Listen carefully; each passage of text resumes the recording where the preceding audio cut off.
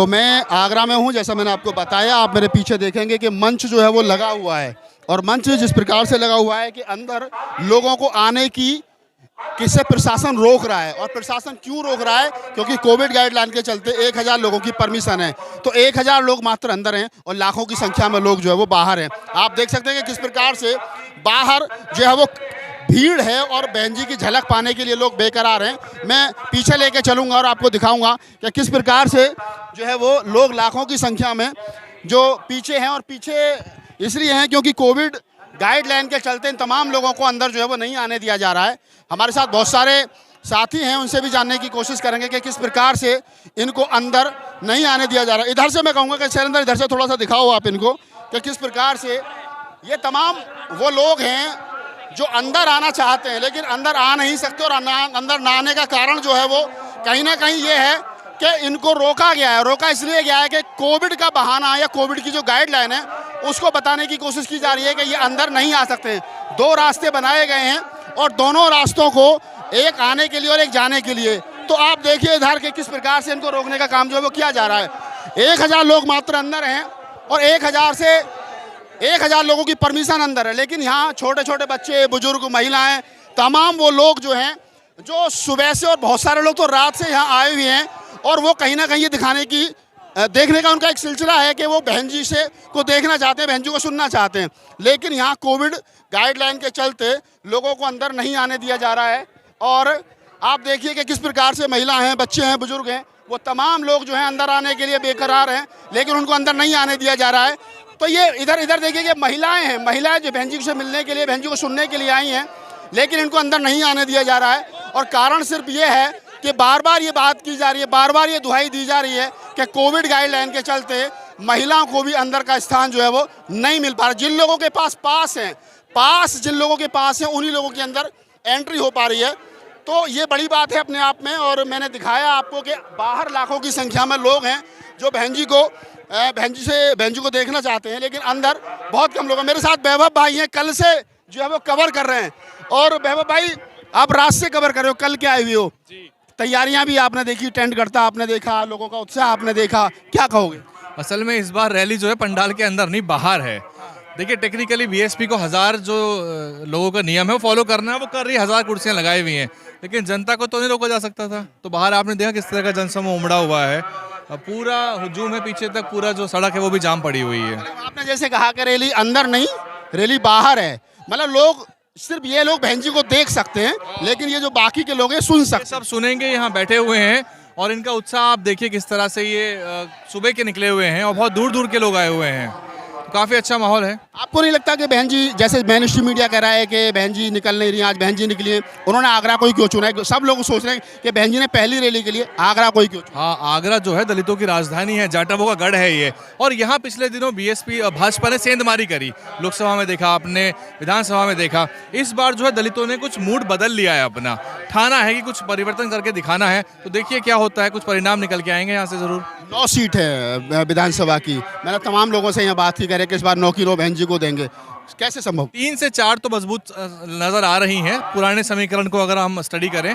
बाकियों पे देखिए समीकरण किस करवट बैठता है। आज बहन जी की स्पीच के बाद में कुछ माहौल चेंज होगा। मुझे लगता है कि लोग वेट ये कर रहे हैं कि बहन जी की स्पीच में क्या नई घोषणा होती है, क्योंकि लोगों को उम्मीद है कि शायद वो पेंशन पे बोले। अगर बहन जी ने पुरानी पेंशन बहाल करने पर एक शब्द भी बोल दिया, और जो भर्तियां हैं या जो एग्ज़ाम जो पेंडिंग पड़े हैं, बच्चों ने आवेदन किया है, एग्ज़ाम पास किए हैं, फिजिकल तक, मेरे पास कांस्टेबलों के फ़ोन आ रहे हैं जो कह रहे हैं कि हम फिजिकल देकर बैठे हुए हैं।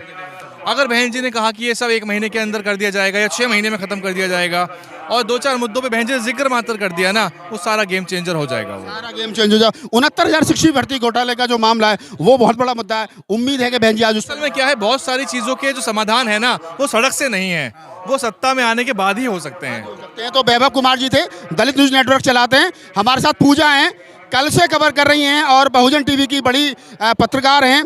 मैं उनसे भी बातचीत करूंगा और जानने की कोशिश करूंगा कि आगरा वो आई हैं, पूजा आगरा आई हैं, और बहन जी पहली बार जो पहली चुनावी जनसभा आगरा में कर रही हैं, क्या कहेंगी?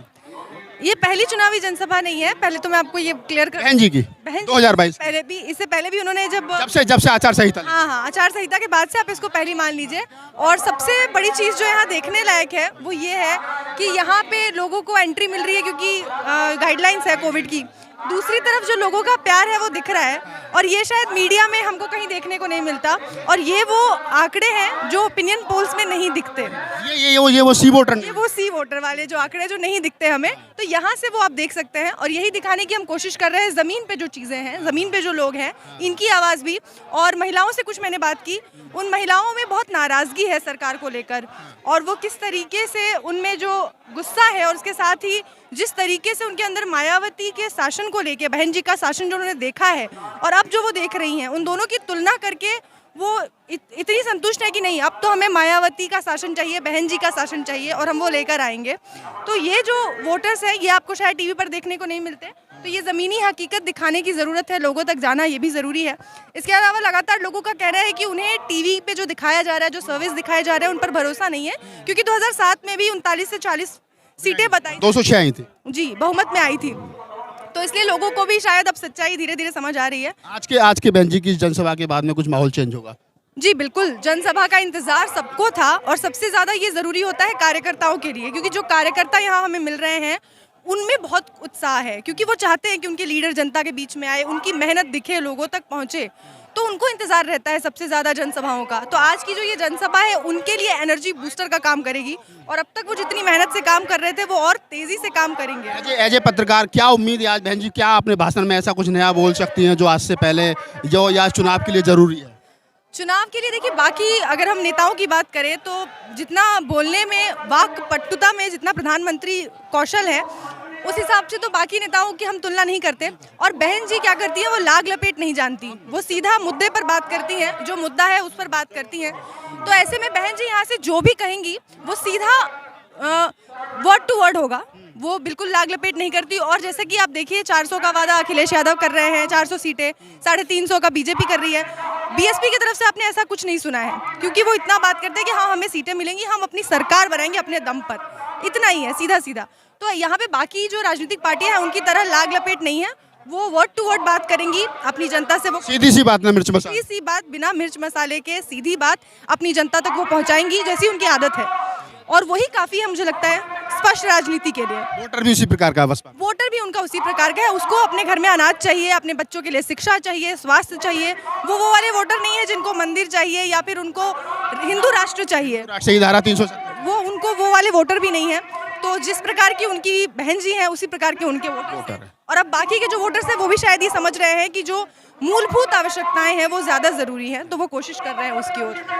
तो ये थी पूजा, और बहुजन टीवी की बड़ी एंकर हैं और आप इनको अक्सर देखते हैं। मैंने सोचा कि जो पत्रकार यहाँ 2-3 दिन से काम कर रहे हैं, वैभव कुमार हैं, पूजा हैं, इनसे जाना जाए कि आखिरकार ज़मीनी हकीकत क्या है। उन्होंने बेहतर तरीके से उसको बताया कि आखिर जो बहुजन समाज का वोटर है और जो बहुजन समाज की नेता हैं बहन कुमारी मायावती जी, दोनों का क्या तालमेल है। स्वागत है आपका।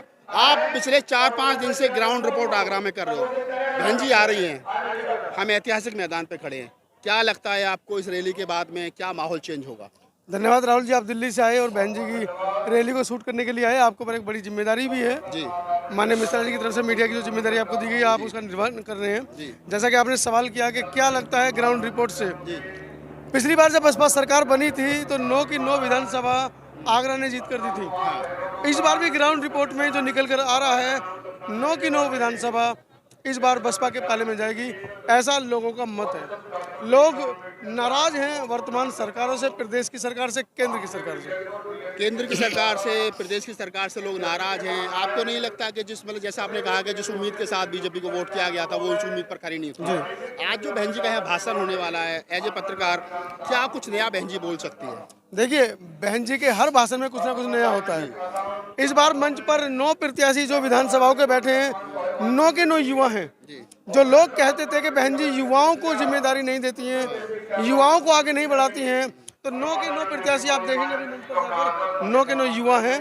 और जब युवा नेतृत्व बसपा के अंदर आ रहा है तो बहन जी की जिम्मेदारी और बढ़ जाती है, क्योंकि एक बात कही जाती है कि अनुभव, अच्छा अनुभव है, बुरा अनुभव है, वो हमें सिखाता है, लेकिन नए प्रत्याशियों के ऊपर गेम बसपा ने खेला है। एक बड़ा अनुभव बहन जी यहाँ पर निकल कर आ रहा है कि कुछ ना कुछ नया आज बहन जी इन प्रत्याशियों के लिए, क्षेत्र की जनता के लिए, आगरवासियों के लिए बोलकर जाएंगे। बहन जी ने किसी से समझौता नहीं किया, अकेले दम पे चुनाव लड़ रही है, सबसे ज्यादा दाव युवाओं पे लगा दिया, बहुत बड़ा जोखिम भरा काम नहीं लिया बहन जी ने, क्या इस बार? बहन जी ने कई बार अपने वक्तव्य में कहा है कि हमने किसी से समझौता नहीं किया है, लेकिन हमने जनता से समझौता किया है। सीधा संवाद बहन जी कर रही हैं। आप पिछले 2 महीने से एक्टिविटी देख रहे हैं। आपने भी बहुत से समाज के लोगों के साथ बहन जी से मिलवाने का काम किया, माननीय मिश्रा जी के माध्यम से बहुत सारे संगठन मिलवाने का काम किया।